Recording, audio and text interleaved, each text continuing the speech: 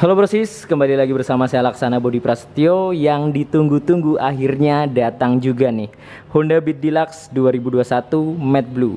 Jadi dari kemarin sudah banyak banget yang minta ke saya, "Bang, review dong Honda Beat Deluxe warna biru." Kebetulan ini unitnya baru banget datang, langsung saya buat video ini untuk kalian semua. Buat kalian yang pingin tahu detail dan fitur terbarunya dari Honda Beat 2021 warna Deluxe Blue ini.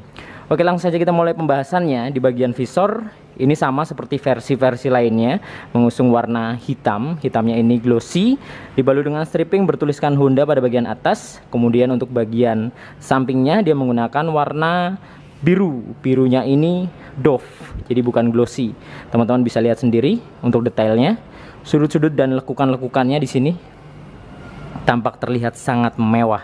Dan menurut saya Beat ini memang salah satu motor matic yang dimau oleh masyarakat Indonesia. Karena masyarakat Indonesia itu brosis lebih suka tampilan motor yang sudut-sudutnya lancip dan lekukannya oke. Ya salah satunya Beat ini. Nah untuk bagian handle remnya dia mengusung warna chrome. Lanjut di bagian hand gripnya hitam hingga ke bagian jalu sampingnya. Untuk bagian dasi tengahnya dia menggunakan warna hitam doff berbahan plastik kasar. Jadi untuk semua versi di bagian tengahnya sini dia sama warnanya, hitam doff, bahannya juga sama plastik kasar. Kemudian di bagian bodi depannya hingga ke bagian samping dia menggunakan warna full biru. Jadi tidak ada stripping sedikit pun di sini karena memang ini versi deluxe. Jadi nggak punya stripping ya, polos bodinya. Full biru untuk bagian sennya. Dan headlampnya masih sama dengan generasi sebelumnya, masih menggunakan bohlam di bagian sennya, bohlam berwarna kuning. Untuk headlampnya tentunya sudah dibekali dengan LED. Ini dia penampakannya, ganteng banget memang ya. Ditambah dengan lekukan-lekukan di bagian sini, tampak terlihat mewah, elegannya juga dapat banget. Sini juga lancip. Nah ini dia brosis untuk tampilannya. Untuk bagian fairingnya dia full biru ke bagian bawah, kemudian dek depan dan bagian bawahnya lagi menggunakan warna hitam. Hitamnya ini doff karena dia menggunakan bahan plastik kasar. Nah, di bagian fairingnya di sini terdapat stripping bertuliskan Honda berwarna abu-abu. Ini dia abu-abu muda ya. Lanjut ke bagian spakbor depan. Nah, saya juga suka banget nih sama tampilan spakbor depannya. Menurut saya di generasi terbaru ini spakbornya paling oke tampilannya. Karena kita bisa melihat brosis untuk sudut-sudutnya. Nah, ini dia. Lekukan-lekukannya juga oke banget. Jadi bentuknya itu lancip-lancip. Keren sih. Nah, di bagian spakbornya terdapat tulisan kombi brake berwarna putih yang ini tandanya Honda Beat ini sudah dibekali dengan sistem pengereman CBS atau Kombi Brake System. Nah, untuk bagian bannya sendiri mengusung ban tubeless dengan ukuran 80/90 ring 14. Bagian velgnya masih sama dengan generasi sebelumnya, menggunakan palang-palang velg berbentuk V. Bagian pengereman depan tentunya sudah dibekali dengan disc brake, hanya saja masih menggunakan tipe standar, bukan tipe wave. Jadi tidak terdapat lekukan-lekukan pada bagian permukaannya. Kaliper seperti biasa Honda menyematkan Nissin 1 piston berwarna hitam di sini. Untuk bagian sok depannya mengusung teleskopik dengan tabung sok yang juga warnanya hitam doff. Sekarang kita naik ke bagian kokpitnya. Untuk bagian speedometernya atau panel meternya masih sama dengan generasi sebelumnya, mengusung analog dan digital. Jadi perpaduan antara analog dan digital. Di bagian kecepatan menggunakan analog, sementara bagian indikator bahan bakar dan odo menggunakan digital. Kemudian di bagian bawahnya terdapat tulisan PGM FI Fuel Injection. Di bagian indikator atasnya ini ada beberapa seperti mil injeksi, idling, lampu jarak jauh, kemudian sen, kemudian ada ECO juga di sini. Jadi untuk Beat terbaru ini sudah dibekali dengan ECO. Kemudian untuk bagian frame-nya, frame sampingnya mengusung warna hitam glossy yang menjadi satu dengan visor depannya. Jadi dia menyatu hingga ke bagian belakang. Kemudian di sini juga terdapat logo Honda 3D, saya pengepak, perpaduan antara warna hitam dan chrome brosis. Nah untuk bodi bagian samping-sampingnya dia menggunakan bahan plastik kasar berwarna hitam doff, terdapat tekstur seperti ini ya, seperti karbon pada bagian permukaannya. Lanjut kita bahas beberapa tombol yang ada di bagian stangnya nih. Di sebelah kiri ada saklar lampu jarak jauh dan jarak pendek, klakson dan sen, sedangkan di sebelah kanan ada tombol starter dan idling atau ISS, karena ini versi tertinggi sudah dibekali dengan ISS atau idling stop system. Lanjut kita ke bagian dashboardnya nih. Nah, di bagian dashboardnya bahannya ini dia plastik kasar full brosis, jadi nggak ada plastik halus di sini, dia full hitam doff. Kemudian untuk bagian sebelah kirinya di sini ada rak yang ukurannya memang tidak terlalu besar, ya cukup lah ya. Kemudian di bagian tengahnya ada gantungan barang, sedangkan di sebelah kanan ada sesuatu yang tertutup. Ketika kita buka, di dalamnya adalah power charging atau power outlet. Ini dia untuk power outletnya.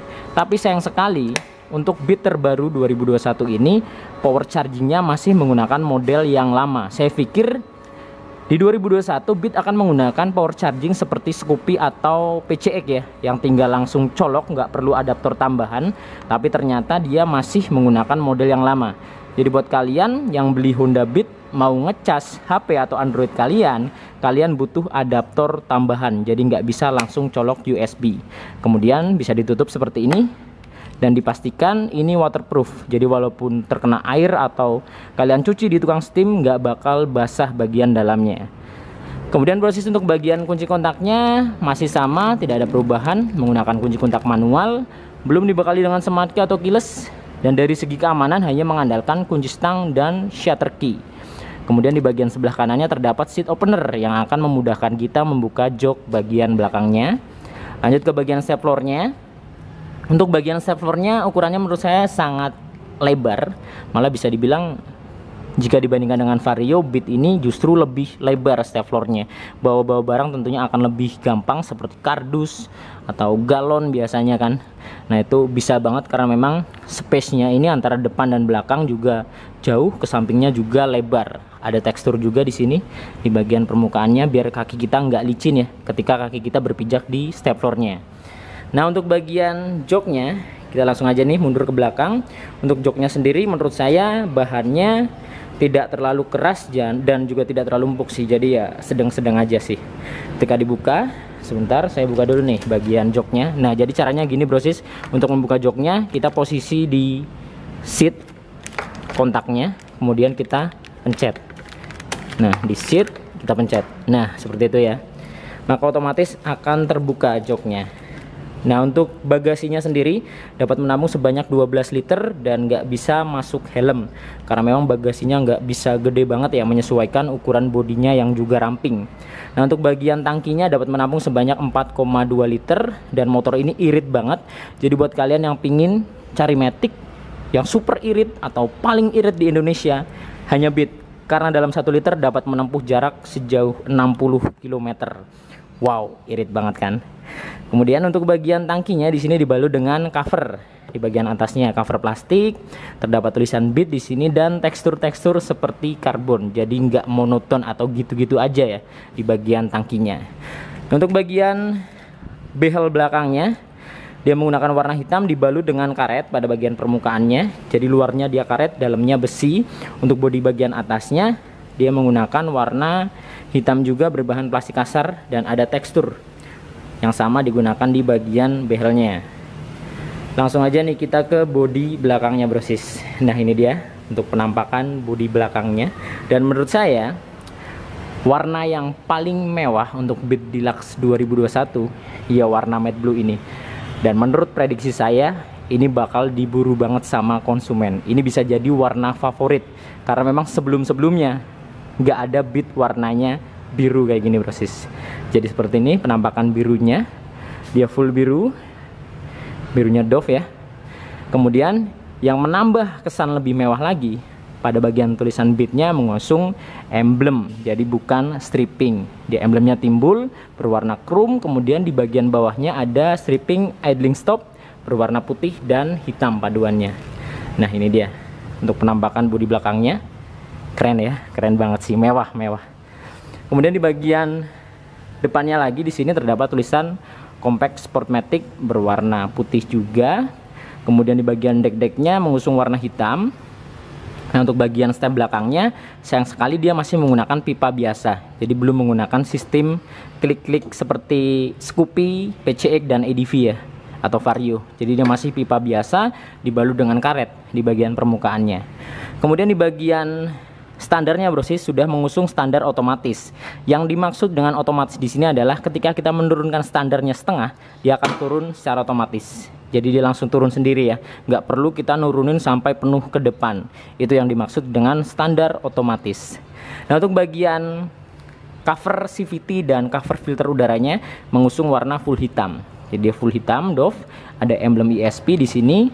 Kemudian cover CVT-nya hitam, terdapat tulisan Honda di bagian belakangnya yang diukir ke dalam tulisan Honda-nya. Di bagian depannya dia menggunakan cover plastik brosis. Ini dia cover plastik. Nah, untuk Beat sendiri masih terdapat fitur kickstarter atau selah-selahan yang hampir sudah tidak digunakan di Matic Honda zaman sekarang, seperti Scoopy yang keyless, kemudian Vario 150 atau Vario 125, EDV PCX sudah nggak punya kickstarter nih atau selah-selahan, tapi Beat masih menggunakan atau mempertahankan fitur ini yang menurut saya memang agak sepele, tapi ini sangat berguna banget, terlebih ketika motor kalian mogok di tengah jalan, akinya tekor. Kalau nggak punya kickstarter brosis itu bakal repot, tapi kalau punya kickstarter bisa kalian selah untuk menyalakan mesinnya. Itu sih salah satu fungsi dari kickstarter yang menurut saya memang sangat berguna banget. Lanjut kita ke bagian suspensi belakang, mengusung monoshock yang posisinya berada di sebelah kiri, menggunakan warna hitam pada bagian shocknya. Pengereman belakang masih dibekali dengan rem tromol, karena menurut saya memang untuk motor Matic 110cc belum perlu banget disc brake ya, soalnya banyak yang request katanya komen lebih keren kayaknya kalau diganti pakai disc. Cuman kalau menurut saya untuk sekelas Matic 110cc pakai tromol itu udah cukup banget sih. Kemudian untuk bagian ban belakang dia menggunakan 90/90 ring 14 dan depan belakang sudah mengusung ban tubeless seperti yang saya sebutkan di awal. Lanjut lagi ke bagian lampu belakangnya brosis. Nah, untuk lampu belakangnya tidak mengalami perubahan dari generasi sebelumnya, masih sama menggunakan bohlam jadi belum LED. Sennya menggunakan bohlam warna kuning. Kemudian stopnya dibalut dengan mika berwarna merah. Ada motif garis-garis seperti ini yang memberikan kesan lebih mewah di bagian stop lampnya. Nah, untuk spakbornya sendiri full hitam. Terdapat tekstur juga di sini seperti karbon di bagian samping, tengah, kemudian bagian bawah, kanan kirinya. Kemudian di sini juga terdapat lampu senja yang berfungsi untuk menerangi bagian plat nomornya. Dia nongol keluar, ada mata kucing juga di sini brosis. Kemudian di bagian atasnya terdapat stripping bertuliskan Honda berwarna putih. Jadi untuk spakbornya sendiri dia menyatu dengan bodi bawahnya atau decknya. Ini dia. Dari depan ke belakang dia menyatu, bahannya plastik kasar memang. Sekarang kita ke sebelah kirinya. Nah, ini dia. Untuk tampilan knalpotnya full hitam, dibalut dengan cover muffler yang juga warnanya hitam. Terdapat tekstur seperti karbon juga nih di bagian cover mufflernya. Untuk mesinnya sendiri brosis kurang lebih ya masih sama dengan generasi 2020, mengusung mesin injeksi bertipe SOHC, berpendingin sirip-sirip atau udara, kapasitas oli mesin 0,65 liter. Nah, untuk bagian frame atau sasisnya ini adalah salah satu keunggulan dari Beat nih. Dia mengusung rangka ISEF yang dipercaya sangat ringan dan sangat mudah dikendalikan. Tapi memang iya sih, setelah saya mencoba motor ini memang motornya tuh enteng banget. Kita kendalikan juga gampang banget. Andaikan kita meliuk-liuk kanan kiri itu enak banget karena memang rangkanya terbaru. Baiklah brosis, jadi ini dia penampakan full body dari Honda Beat Deluxe terbaru 2021 warna matte blue. Dan warna ini saya ulang sekali lagi adalah warna yang dihadirkan pertama kali di Honda Beat 2021 ini, karena warna ini memang sebelumnya hanya terdapat di Vario dan PCX. Jadi buat kalian pecinta Beat wajib bangga nih karena warna ini sudah ada di Beat 2021. Ini dia penampakan full bodinya dari bagian depan, bagian kaki-kakinya ke bawah hingga ke bagian bodi belakangnya. Dan untuk harganya sendiri brosis, kebetulan untuk OTR Bekasi sendiri belum ada, baru ada di OTR Jakarta yang mungkin nanti linknya akan saya cantumkan di deskripsi atau di kolom komentar. Jadi buat brosis yang pingin tahu harganya tinggal klik linknya ya.